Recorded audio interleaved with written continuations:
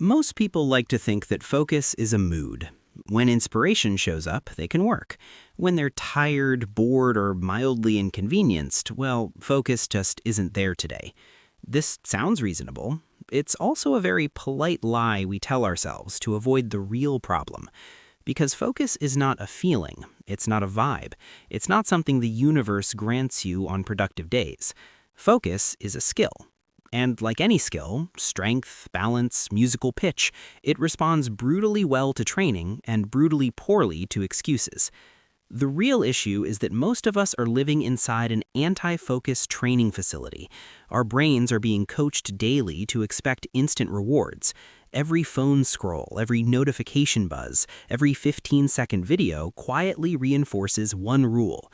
If you feel even slightly bored, you are allowed, no, encouraged, to switch. Meanwhile, deep work plays by a completely different rulebook. Its rewards are delayed, sometimes by hours, sometimes by days, and your brain, having never been trained to wait, throws a tantrum. So when people say they can't concentrate, what they really mean is, my brain has been conditioned like a spoiled customer with a refund policy. Trying to fix this by jumping straight into hard tasks is like deciding to run a marathon because walking feels boring. It's heroic, it's dramatic, it's also stupid. You don't rebuild focus with difficulty. You rebuild it with clarity, simplicity, and boredom. Clean your desk, organize a drawer, fold a pile of laundry. These tasks are not productivity hacks. They are neurological weightlifting. They're simple enough that you can't claim confusion, boring enough that you can't rely on motivation, and clear enough that done actually means something. When you choose one task and complete it from start to finish without interruption, your brain starts relearning a forgotten rhythm. Start, sustain, finish. No multitasking. No just checking something real quick. No one hand folding clothes while the other negotiates with Instagram. Repeat this rhythm often enough, and something quietly powerful happens. Your brain stops panicking when stimulation drops. This is what people call focus, but it's really just staying put.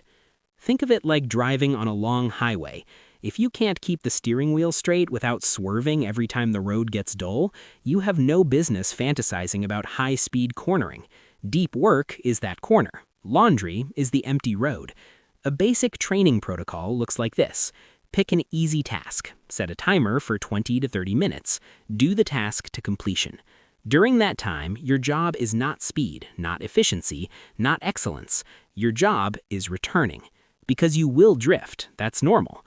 The metric that matters is how many times you notice and come back.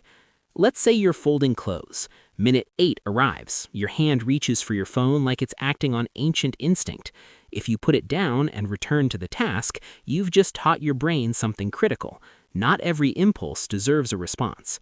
That moment, that exact moment, is where focus is actually trained. No meditation cushion required, no productivity app necessary. Over time, something shifts. Focus stops feeling like a constant fight against temptation. It becomes a stable tempo, quiet, predictable, unreactive. And only from there do bigger things become possible. Writing, studying, strategic thinking, deep creative work without being ejected halfway through by boredom. In the end, focus doesn't come from inspiration. It comes from the habit of staying until the end, especially when the task is small, dull, and unimpressive. That's where the real training happens.